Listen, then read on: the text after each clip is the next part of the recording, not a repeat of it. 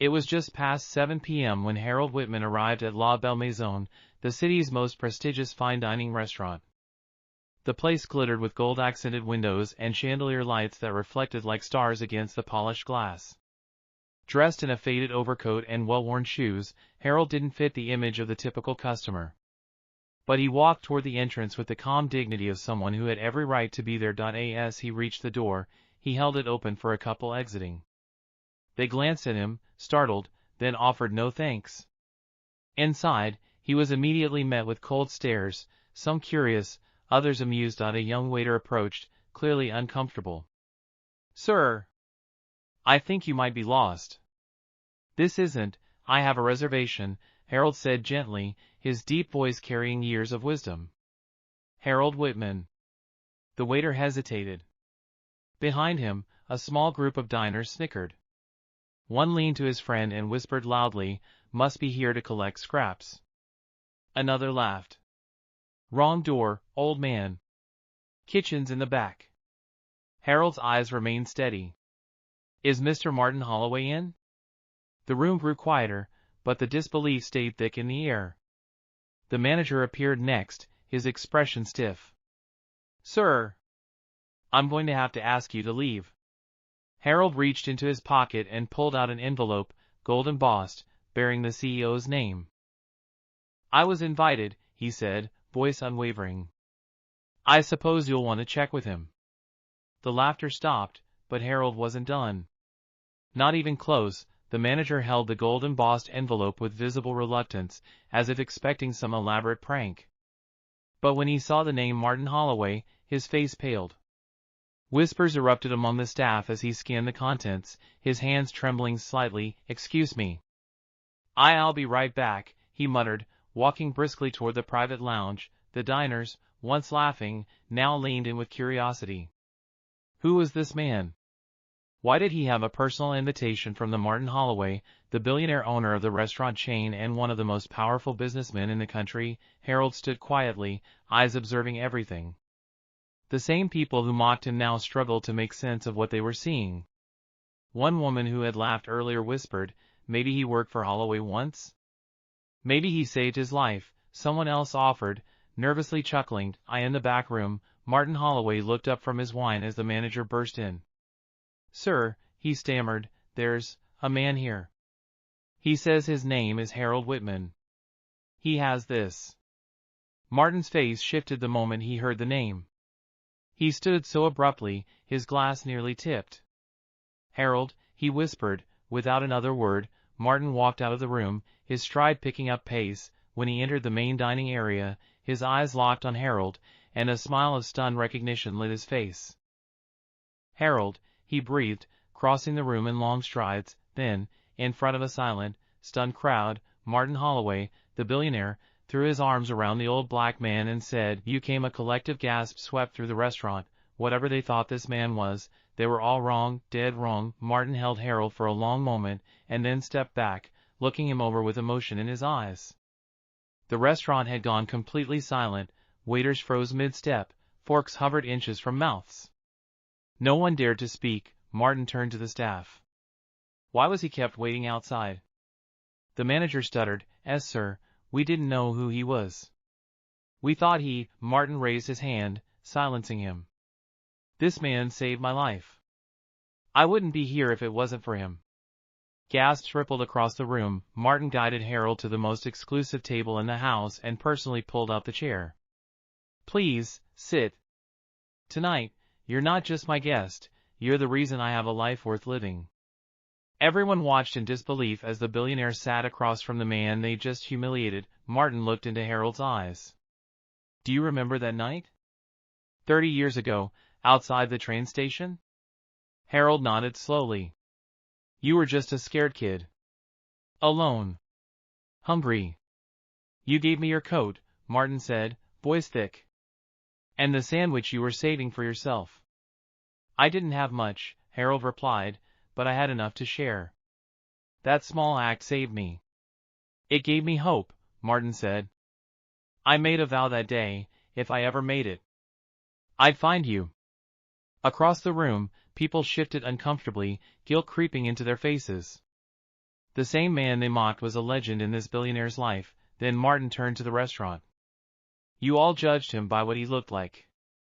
But he's the greatest man I know. No one laughed now. Eyes dropped to plates, shame thick in the air. The tables had turned, and Harold? He just smiled. The once buzzing luxury restaurant had transformed into a place of heavy silence, pierced only by the occasional clink of cutlery or the shuffle of uncomfortable feet. Harold sat calmly, still in his old coat, looking far less out of place now than he had just moments ago. The laughter had died. In its place, whispers spread like wildfire among the guests. Did you hear that?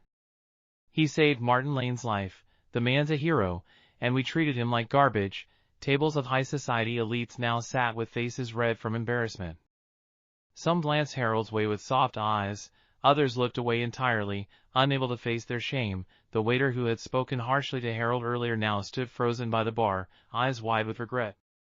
The hostess who had rolled her eyes at and dabbed at her mascara, now running from tears of guilt. At Martin's table, a glass of wine was poured for Harold. Martin lifted his own. To you, my friend. For showing kindness when no one else did. Harold hesitated. I didn't do it expecting anything back. That's exactly why it mattered. In the corner, a reporter who had recognized Martin pulled out his phone and began typing furiously. Within minutes, the moment was captured and posted online. Photos of Harold and Martin, clinking glasses, flooded social media with captions like, "Billionaire honors the homeless man who saved him." Back at the table, Harold glanced around at the people who had laughed at him. He didn't sneer. He didn't gloat. He simply nodded, graceful in his silence. Regret filled the room, not because they were caught, but because they'd forgotten what humanity looked like, and now, it was being served at the head table. The restaurant's air, once scented with truffle and wine, now hung thick with introspection.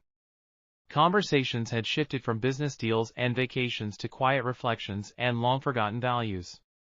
Harold took a slow sip of water, his calloused hands shaking ever so slightly, not from nerves, but from the sudden weight of unexpected attention. Martin, still at his side, leaned in and whispered, "Do you know how many people would have walked by and let me die that night?" Harold looked down. "I didn't think about that. Just saw a man in need. That's what makes you rare." As the servers brought Harold a fresh plate of food, this time served with respect, not ridicule, he hesitated for a second.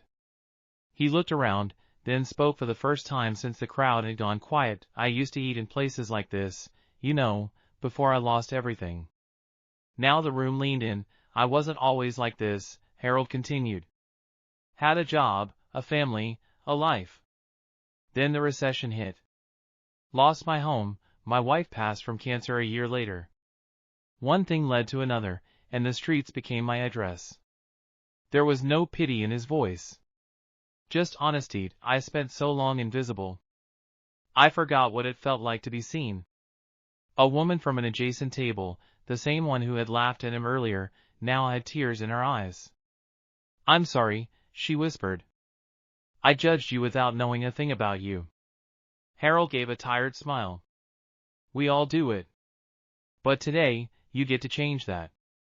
And in that luxury dining room, built on image and exclusivity, a forgotten man had just served them something far more valuable than filet mignon. Perspective, the manager, who had watched the entire scene unfold with a tight jaw and folded arms, now felt the weight of his earlier dismissal. The laughter of the patrons had died long ago, replaced by a profound discomfort, and a growing admiration, for the man he had once tried to throw out. Harold wasn't a celebrity. He wasn't rich. But in that moment, he held the room like no millionaire ever had. Martin cleared his throat and stood beside him. "I never introduced myself properly. My name is Martin Clay, CEO of Clay Enterprises." There were gasps from every direction. Harold turned in surprise. "You're that Martin Clay?" Martin nodded, placing a hand on Harold's shoulder. "And this man," he addressed the restaurant, "saved my life. Years ago, I was strung out, cold, and ready to give up on the streets. He gave me the coat off his back, the food in his bag, and words that changed my life. I owe everything to him." People began to look at Harold with new eyes, not pity, not fear, but deep, humbling respect. One woman, a local news anchor dining with her producer, discreetly began filming. "This story needs to be told," she whispered. The manager stepped forward, trying to recover his dignity. "Mr. Harold, I sincerely apologize for how we treated you. Please, your meal is on the house." Harold didn't smile. "It's never been about the food." He stood, eyes scanning the room. "It's about being reminded that behind every worn face, there's a story. And sometimes, that story is greater than you can imagine." The silence in the restaurant returned, not out of awkwardness, but reverence. The man they laughed at had just taught them all a lesson in humanity. By the time Harold walked out of the restaurant, the atmosphere inside had completely shifted. Diners who had once chuckled at his presence now sat in contemplative silence, processing what they had just witnessed. But the real impact was just beginning. The news anchor, Dana Collins, uploaded the short clip of Martin's heartfelt speech and Harold's quiet dignity to her station's social media page. Within hours, the video went viral. Comments poured in, some expressing shame for judging others too quickly, others sharing stories of their own encounters with unsung heroes. "Who is this man?" one comment read. "We need more people like Harold in this world." By the next morning, Harold's name was trending. People wanted to know his story. Journalists reached out. Talk shows sent invitations. But Harold, true to who he was, didn't care for the spotlight. He stayed quiet, still living in his modest one-room apartment, spending his days volunteering at the local shelter. Martin, however, had other plans. He contacted Harold the next day and said, "You changed my life once. Now, let me help you change others' lives." Together, they launched a foundation, Second Chances, dedicated to helping the homeless get access to education, shelter, and employment. Harold became the heart of the movement, not just as a symbol, but as a leader. And that restaurant, it issued a public apology and made a generous donation to the foundation. The manager even offered Harold a lifetime VIP membership. Harold smiled, declined, and replied, "The real privilege is treating everyone like they belong."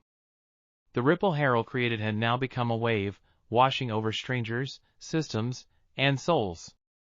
All from one moment, one act of unshaken dignity. Even as the world praised Harold, not everyone was pleased. Inside the luxurious restaurant, behind polished kitchen doors and velvet curtains, quiet whispers turned into loud conversations among the staff and management. The viral backlash had shaken them more than they cared to admit. Their online reviews dropped overnight. Influencers began boycotting the place. Regulars canceled reservations, citing the incident with the old man. The restaurant's owner, Mr. Langston, a stern man in his 50s with slick back hair and a tight grip on reputation, called an emergency staff meeting. His face was red with frustration. "This old man," he barked, "is costing us everything." Over what? A few unkind words and a stupid viral clip? The staff exchanged uneasy glances. Some of them had laughed when Harold was asked to leave. Others had said nothing, but now, they all regretted it. A young waitress named Eliza finally stood up. Maybe we were wrong, sir. He didn't deserve to be treated like that." Langston glared at her. "You think the internet cares about right or wrong? They care about trends." But what Langston didn't realize was that the tide had already turned. Public pressure was mounting. The city council announced a review of discriminatory practices in high-end establishments, and protesters began gathering outside the restaurant with signs reading, "Dignity has no dress code and everyone deserves a seat at the table." Inside his office, Langston watched the footage again, this time not as a businessman, but as a human. The way Harold had stood there, proud and quiet, unbothered by humiliation, it haunted him. It cracked something in his carefully constructed world. Still, his pride wouldn't let him admit fault. Not yet, but the whispers were getting louder, and soon, they would demand to be heard. 3 days after the protests began, a sleek black Rolls-Royce pulled up to the front of the restaurant. The host, now trained to smile regardless of who walked in, approached the door nervously. But when it opened, the entire staff froze. It was Harold. No cameras. No entourage. Just Harold in a tailored dark suit, walking with the same quiet dignity as the day he was humiliated, but this time, there was something else in his hand, a gold-embossed envelope. He didn't look angry. He didn't even look triumphant. He simply walked in, nodded at the stunned hostess, and asked politely, "Is Mr. Langston in?" Word traveled fast. Within moments, Langston appeared, his face unreadable. The two men locked eyes, Harold's calm against Langston's tight-lipped restraint. Without a word, Harold extended the envelope. Langston took it, opened it, and paled. It was an invitation to the city's annual Entrepreneurs Gala, hosted in Harold's name. The same Harold they had kicked out was now being honored as one of the city's most successful philanthropists and real estate moguls. The man who'd helped rebuild entire communities, fund scholarships, and quietly invest in businesses run by minorities and the underprivileged. Langston swallowed hard. Why would you invite me?" Harold gave a small smile. "Because I believe even the proud can change, Mr. Langston. And this table has room for everyone, even those who once told me to get lost." Then, just as quietly as he'd come, Harold turned and left the dramatic exit. No threats. Just truth. And in that moment, for the first time, Langston saw Harold for what he truly was, not just a man, but a force of grace. The staff said nothing, but everyone felt it. Something had shifted. As the restaurant door closed behind Harold, a strange silence hung in the air, one heavier than any shouting match or social media storm could create. The staff remained still. Even the customers who had once laughed and filmed Harold's humiliation were quiet now, their eyes flicking toward Langston, then toward one another. The man they had judged had just revealed a truth none of them could have imagined. Langston stood frozen, still holding the envelope as if it burned in his hand. He wasn't just embarrassed, he was exposed. His prejudice, his assumptions, his pride, laid bare by the humility of a man he thought beneath him. The whispers began. "That's Harold Bennett? The Harold Bennett? He's a billionaire?" "No, he's the Harold Bennett. The guy who donated $10 million to rebuild the Southside Community Center. My nephew got a scholarship from his foundation." Each word dug deeper. Suddenly, Harold's dusty coat, worn shoes, and gentle demeanor weren't signs of poverty. They were symbols of humility. Harold hadn't come to flaunt power. He came to extend grace. And somehow, that stung more than any revenge. Langston retreated to his office, slamming the door shut behind him. Alone, he sat, reading the gala invitation again and again. For the first time, he wasn't thinking about profit margins or reputation, he was thinking about who he had become. Meanwhile, the staff began murmuring about quitting. The head waiter, Anna, whispered to a colleague, "I don't want to work in a place that treats good people like trash." Outside, Harold stood across the street, watching through the restaurant's glass. Not in triumph, but in hope, because sometimes, change doesn't come through shouting, it comes through silence that makes people listen. The following morning, as the sun's first rays bathed the city in soft golden light, Langston sat in his office, staring blankly at the window. His mind was a whirlwind of disbelief, regret, and confusion. How had he let such a moment slip through his fingers? The phone rang, breaking the silence that hung in the room. He hesitated before answering, his hand trembling slightly as he picked up the receiver. "Langston, it's me," a deep voice on the other end spoke calmly, but with authority. "Harold Bennett." The world seemed to stop for a beat as Langston's heart raced. He had hoped, in some corner of his mind, that it was all a misunderstanding, perhaps a mistake. But no, it was really him. The man he had so carelessly dismissed. "Mr. Bennett," Langston stammered, trying to regain his composure. I didn't expect to hear from you. I can't apologize enough for what happened last night." Harold's voice remained calm, but there was an undeniable weight to it. "Langston, you're not the first to make assumptions, and you won't be the last. But what matters now is what you choose to do with this moment." Langston swallowed hard, unsure of what Harold meant. I don't understand." "Your behavior last night," Harold continued, "was a wake-up call for you, yes. But it's also an opportunity to change. To make amends. To be better." Langston felt a wave of guilt wash over him. "How can I fix this?" "Start by truly listening, Langston. Not just to me, but to the people you've overlooked. And then, make it right. Harold paused. I've made a lot of mistakes in my life, but I've also learned the power of redemption. I'm offering you that chance. Langston stared at the phone, speechless. The words didn't feel like a lecture, they felt like a lifeline. Langston spent the entire afternoon reflecting on Harold's words. The weight of his actions seemed even heavier now, pressing on him like a suffocating fog. What had seemed like a simple mistake, a momentary lapse in judgment, now felt like a betrayal of everything he had worked for, a betrayal of the very values he had built his life upon. That evening, Langston sat at his desk, drafting an email to the restaurant, his fingers hesitating over the keyboard.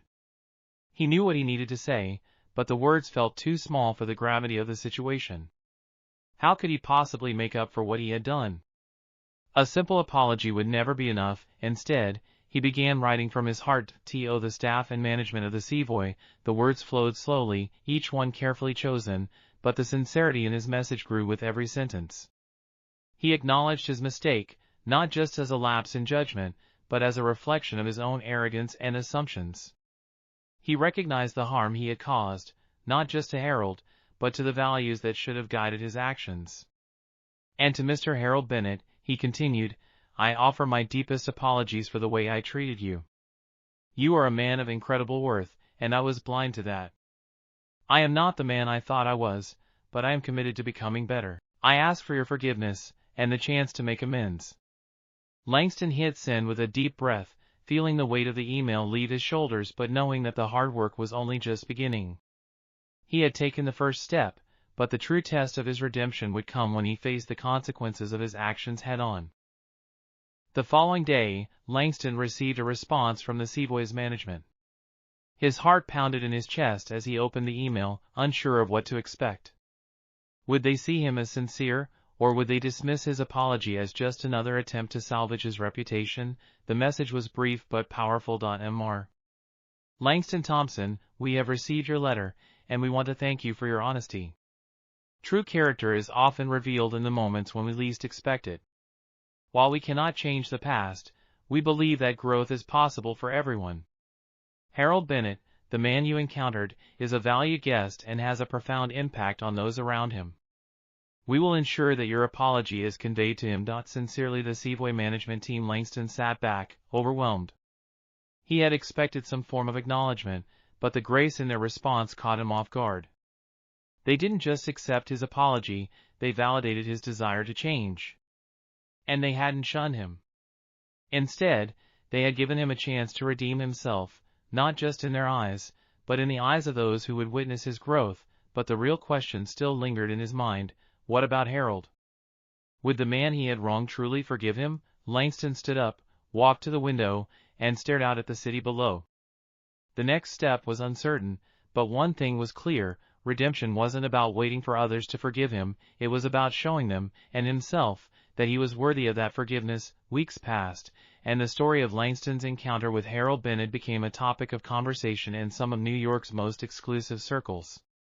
The incident at the Savoy had been the spark that ignited a shift in Langston's life, but now, he had to face the man he had wronged in person. Langston sat in his office, the weight of the upcoming meeting pressing on him. He had written letters, made phone calls, and even arranged for a private meeting. He had to make things right. Harold Bennett, the man who had silently observed his arrogance and dismissed the younger, brash version of him, had agreed to meet. When Harold finally walked into Langston's office, the room seemed to grow still. The old man moved with a grace that belied his age, his presence commanding attention. Langston rose to greet him, feeling a lump form in his throat. Mr.